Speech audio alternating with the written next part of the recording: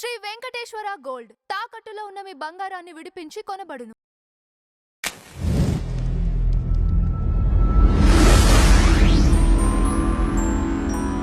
ఇప్పుడు ఆయనకి already marriage అయిన విషయం ఏమన్నా ఉందా? లేకపోతే లేదండి, వాడికి ఫస్ట్ మ్యారేజ్. ఓకే. వాడికి ఫస్ట్ మ్యారేజ్ 2016 ఆగస్ట్లో మాకు పెళ్ళయింది. ఆ 2016లో పెళ్ళైనప్పుడు దాని తర్వాత వాళ్ళ ఇంట్లో వాళ్ళు యాక్సెప్ట్ చేయకుండా నా మీద ఒకటికి రెండు చెప్తూ ఉండడం. నేను ఈ ఇంట్లో స్నీజ్ చేస్తే వాళ్ళు మొత్తం ఫ్యామిలీలో తెలిసిపోతుందండి. అంత ఫాస్ట్గా న్యూస్ స్ప్రెడ్ అవుద్ది. ఓ ఇవాళ ఈమె స్నీజ్ చేసింది అని అలా మాట్లాడుకుంటారు మన వెనకాల. So there is no acceptance. వాళ్ళ అమ్మ ముందు వాడు నన్ను కొట్టినా తిట్టినా బూతులు మాట్లాడినా వాళ్ళ అమ్మ వాడిని ఏం చెప్పదు ఏం చేయదు. వాడికి ఇంకా support.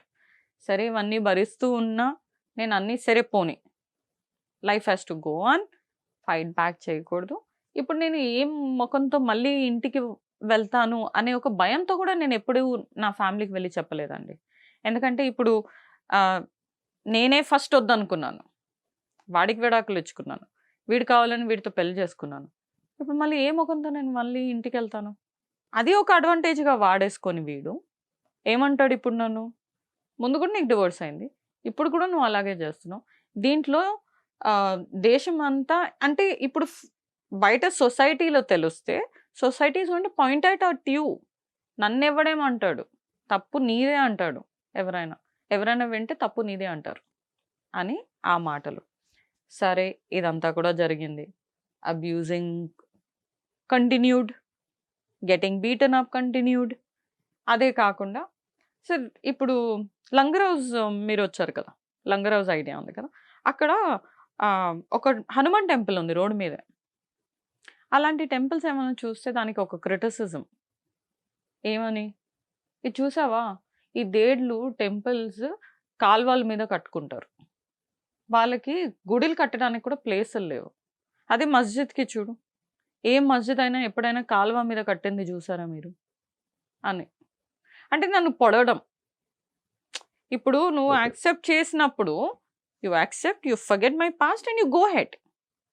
That is what Islam also teaches you. These fools don't even practise Islam properly. మీకు అలాంటిది ఫస్ట్లో అతను ప్రపోజ్ చేసినప్పుడు కానీ ఏదైనా సరే వేరే అన్య మతస్థుడు అని అనిపించలేదా ఎక్కడ కూడా మీకు? అదే చెప్తున్నాను కదా. ఇప్పుడు ఎలా అయిపోయిందంటే నేను ఒక హిందూ అమ్మాయిని, డివోర్సీ, ఒక పాప ఉంది. మన మతంలో ఎవరండి ఏ ఫ్యామిలీలో అలా జరగలేదు. And I don't even know A families do accept. వాళ్ళ కొడుకులు వెళ్ళి ఇలా ఒక అమ్మాయి, ఆ అమ్మాయికి లైఫ్ ఇవ్వచ్చు, చేసుకొని ఇవ్వని వాళ్ళు యాక్సెప్ట్ చేస్తారో లేదో నేను ఎప్పుడు వినలేదు, మన ఫ్యామిలీస్లో నేను చూడలేదు. బట్ ద సేమ్ థింగ్ ఇక్కడ ఏమైంది అంటే ఈ ముస్లిమ్స్లో this is kind of okay for them to accept. Okay, as per the religion it is good for them to do it. It's one of those good things that a Muslim does. వాళ్ళకి అది ఒక benefit లాంటిది. ఈ విషయం ఇంట్లో చెప్పినప్పుడు అంటే అప్పటికి నాన్నగారు చనిపోయారు అన్నారు. అవును, నాన్నగారు సార్. సో మదర్ యాక్సెప్ట్ చేశారు. ఎందుకంటే ఇప్పుడు నాకు ఒక లైఫ్ అయిపోతుంది కదా అని. ఇప్పుడు ఆల్రెడీ డివోర్స్ అవుతుంది అండ్ దెన్ ఒక లైఫ్ ఆమెకు దొరకపోతుంది అంటే దే యాక్సెప్టెడ్. జనరల్గా ఏ విషయంలో టార్చర్ పెట్టేవాళ్ళు అండి వాళ్ళు? అంటే వీడు ఒక నార్సిస్ట్ కైండ్ అండి. వాడు తప్పున్నా వాడు తప్పు యాక్సెప్ట్ చేసుకోడు, మీ మీదే తప్పు చెప్తాడు. మళ్ళీ మీ మీద ఎగురుతాడు, మిమ్మల్ని కొడతాడు. ఆడ తప్పుని ఆడ కంట్రోల్ చేసుకోవడానికి మిమ్మల్ని చెప్పి మిమ్మల్ని కొట్టి వాడు మిమ్మల్ని బ్లేమ్ చేస్తాడు. ఓకే, అది ప్రాపర్ నార్సిస్ట్ క్యాండిడేట్ అండి వాడు. సో కంప్లీట్ గా మేము హిందుత్వం వదులుకోమన్నారు. వదులుకోవాలి. మా అమ్మ చనిపోయినా నన్ను లాస్ట్ రైట్స్ చేయనివ్వలేదండి. ఓకే, నువ్వు ముస్లిం కదా చేయొద్దు, ఓకే, ముస్లింగా వచ్చేసావు నువ్వు, ఇవన్నీ ఏం చేయొద్దు, పూజలకి వెళ్ళకూడదు. మా అమ్మకి 11th month చేసినప్పుడు నేను వెళ్ళకూడదు, మా అమ్మకి 1 year పూజ చేసినప్పుడు నేను వెళ్ళకూడదు, నేనేం చేయకూడదు. ఓకే, మా ఇంట్లో ఫంక్షన్స్ అయినా నేను ఏదో కప్పుకొని ఉండాలి. ఇప్పుడు బాబా అండి ఇప్పుడు మాకు పెళ్ళైన తర్వాత 2016లో పెళ్ళైంది. 2018 జనవరిలో నాకు ఒక బాబు ఉన్నాడు. వాడు 7.5 years అండి ఇప్పుడు బాబు. సో ఓకే, మీరు సుమారుగా ఒక 10 సంవత్సరాల జర్నీ ఉంది కదా? అవునండి. 10 years ఆఫ్టర్ మ్యారేజ్. ఇప్పుడు ఈ August 19th it's going to be completing 10 years. 10 yearsకి ముందు ఒక 3 years పరిచయం ఉంది. సో ఆల్మోస్ట్ 13-14 years తెలుసు అనమాట. ఓకే, ఈ టైంలో కూడా ఎలా అంటే you will not know that person is a Pakistani అండి. అట్లా అన్లెస్ ఈ కాన్వర్జేషన్స్ ఎప్పుడైనా వీళ్ళ వచ్చి ఢిల్లీ వెళ్ళాలి, కమిషనర్ ఆఫీస్ విజిట్ చేయాలి, ఇలాంటి టాపిక్స్ జరుగుతాయి. అంటే అది కూడా ఎలా, అరే రేపు వెళ్ళాలి కమిషనర్ ఆఫీస్కి, ఎందుకు వెళ్తున్నారు వీళ్ళు, సరే మనకెందుకు అన్నట్టుగా. అంటే ఇప్పుడు నేను ఎప్పుడు అది పట్టించుకోలేదు. What is my scene, why somebody wants to go to commissioner office, నేనేం చేసుకుంటాను. ఎంత చదువుకున్న దాన్నైనా నేను ఇన్వెస్టిగేటర్ని కాదు కదా అక్కడ కూర్చొని వీళ్ళు ఎందుకు వెళ్తున్నారు, దీని వెనకాల ఏముంది. I never saw reason for it.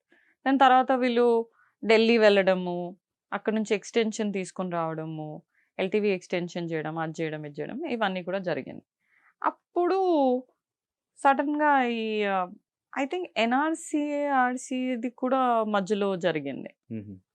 అప్పుడు కూడా అన్నారు కదా పాకిస్తానీస్ని ఎవరికి అయితే ఇక్కడ బర్త్ సర్టిఫికేట్ లేదో వాళ్ళు ఎక్కడి నుంచి వచ్చారో వాళ్ళని అక్కడ పంపించేస్తాము, అలాంటిది ఏదో జరిగింది. ఆ టైంలో కూడా వీళ్ళు కొంచెం ఏమవుతుందో ఇప్పుడు అన్నట్టుగా ఉన్నారు. ఎక్కడ ఎంక్వైరీలు జరుగుతాయి ఎక్కడేమో, కానీ అది అది అప్పటికి క్లోజ్ అయిపోయింది. 20 కదండి, అదే ఎన్ఆర్సీ వచ్చినప్పుడు కోవిడ్ టైంలోనే కదా, ఓకే. కోవిడ్ వచ్చేసి అదంతా క్లోజ్ అయిపోయింది. కాకపోతే 2020లోనే ఇదంతా జరిగింది.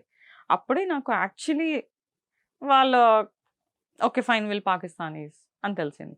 వాళ్ళు తెలిసిన తర్వాత ఇప్పుడు నేను ఎలా కన్ఫరెంట్ చేయను, ఏం చెప్పను, ఎలా కన్ఫరెంట్ చేస్తాను.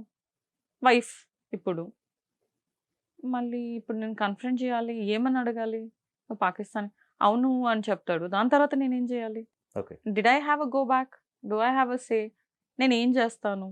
I never had anything. I said okay fine forget it, ఇప్పుడు దీని గురించి నేను ఏం చేయలేను, because I'm already married to him, I have a son, life has to go on అని చెప్పేసి ఇంకా అప్పుడు ఖామోష్ ఉన్నాను. ఎందుకంటే నాకు ఏం చెయ్యాలనేది నాకు తెలియదు. దాని తర్వాత పోను కొన్ని రోజుల తర్వాత ఐ అప్రోచ్డ్ విశాల్ని అప్రోచ్ అయ్యాను. అప్పుడు ఐబీ ఆఫీస్కి వెళ్ళి అక్కడ నేను కంప్లైంట్ ఇచ్చానండి. సో ఫస్ట్ ఎందుకంటే this doesn't come in to normal police, hmm. అది ఇంటెలిజెంట్ బ్యూరోకే వెళ్ళాలి, because this is more to do with your nation. So నేను అక్కడికి వెళ్ళి వీళ్ళ డీటెయిల్స్ అన్నీ ఇచ్చాను, వీళ్ళు ఇలా అని చెప్పేసి వాళ్ళ డీటెయిల్స్ అన్నీ అక్కడికి ఇచ్చేసి వచ్చానండి.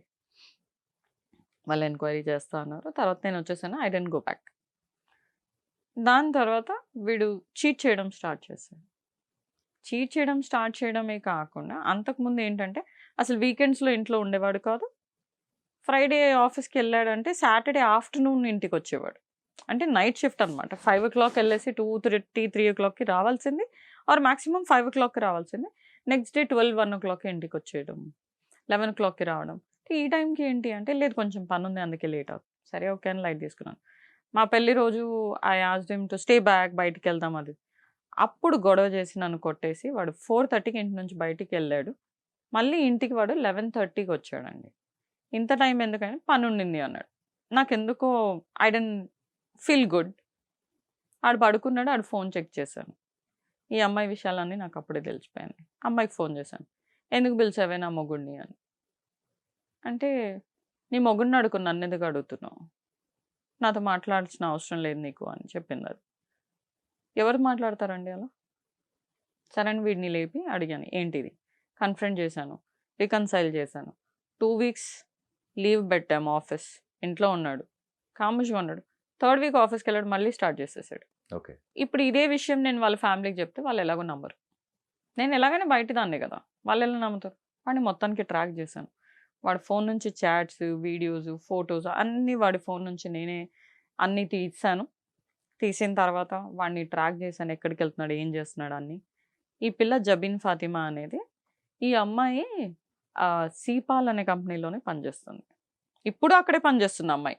ఎంప్లాయ్మెంట్ ఇంకా ఉందో పోయిందో నాకు తెలియదు. కాకపోతే ఆ అమ్మాయి సీపాల్లోనే పనిచేసింది, వీడు అక్కడే పనిచేశాడు, నేను అక్కడ పనిచేశాను. అమ్మాయికి అన్నీ తెలుసు, మాకు పెళ్ళయింది, మాకు 2 పిల్లలు ఉన్నారు, అన్నీ తెలుసు అమ్మాయికి. తెలిసినా కూడా తను I don't no 2 years ago అయితే బాయ్ బాయ్ అని పిలిచింది. అంటే ఈ ముస్లిమ్స్ ఇంతేనా అండి, పొద్దున బాయ్ రాత్ మే సాయి అని ఇంతేనా, బాయ్ బాయ్ అనేసి ఇప్పుడు పడుకుంటుందండి బాయ్తోనే. అలా ఎలా చేస్తారు వీళ్ళు. మనం ఒకసారి ఎవరినైనా అన్న తమ్ముళ్ళు అనుకుంటే అన్న తమ్ముళ్ళే అయిపోతారు, వాళ్ళతో రిలేషన్షిప్లో పెట్టుకుంటారా. Surprising it was, because you're a Muslim. I don't know if that is how it is. I'm glad నేను దాని నుంచి బయటకు వచ్చేసాను.